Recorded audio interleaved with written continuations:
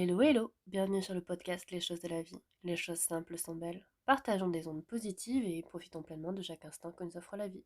J'espère que mon contenu te plaira et je te dis à très vite. Il y a des couples qui se voient tous les soirs et qui ne se connaissent presque pas. Et il y a des couples qui ne se voient qu'une semaine sur 4 et qui se connaissent par cœur. L'absence n'est pas l'ennemi de l'amour. Parfois, elle en est le révélateur. On pense souvent que l'amour se mesure au temps passé ensemble. Plus on se voit, plus on s'aime, plus la relation est solide. Et c'est une équation rassurante, mais elle est fausse.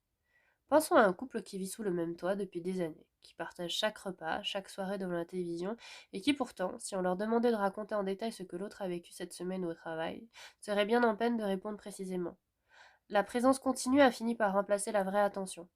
Et à l'inverse, pensons à un couple où l'un des deux part régulièrement, parfois plusieurs semaines dans le cadre d'un métier exigeant, et chaque appel, chaque message devient un moment concentré d'échange réel parce qu'il est rare et donc précieux. Ce couple-là, malgré la distance, sait souvent bien plus précisément ce que l'autre traverse. Ce que l'absence fait, en réalité, c'est qu'elle retire tout le superflu. Quand on ne peut pas se voir tous les jours, on ne peut plus se reposer sur la présence physique pour combler les silences ou faire illusion. Il faut se parler vraiment. Il faut choisir ses mots, parce qu'on n'a pas 15 occasions dans la journée pour se rattraper. Je pense à ces métiers où l'un des deux part, parfois pour des missions longues, parfois avec peu de nouvelles possibles. Et ces couples-là développent une langue à eux, faite de lettres, de messages courts glissés entre deux obligations, de mots qui comptent double parce qu'ils sont rares.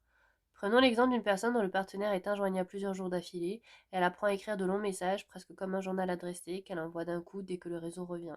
Ce format contraint par les circonstances l'oblige à une profondeur qu'un simple message quotidien du type Bien dormi n'aurait jamais atteinte. Et souvent, quand je les écoute, je découvre une intensité affective que beaucoup de couples normaux, qui se voient chaque soir sans se parler vraiment, n'ont plus depuis longtemps. L'absence oblige à aussi une chose essentielle. Faire confiance sans preuve immédiate. Ne pas avoir besoin de croire, de voir pour croire.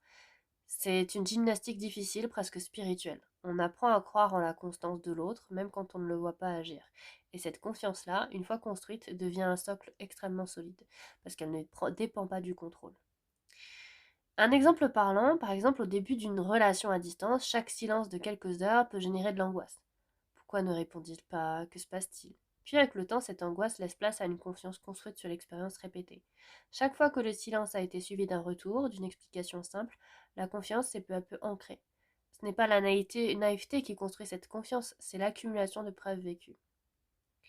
Il y a aussi ce que l'absence apprend sur soi.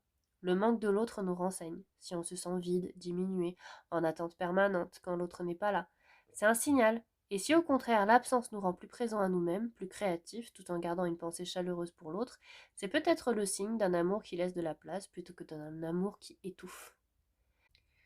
Certaines personnes se découvrent pendant les absences de leur partenaire. Elles se remettent à une activité délaissée, l'écriture, un instrument de musique, une passion mise de côté.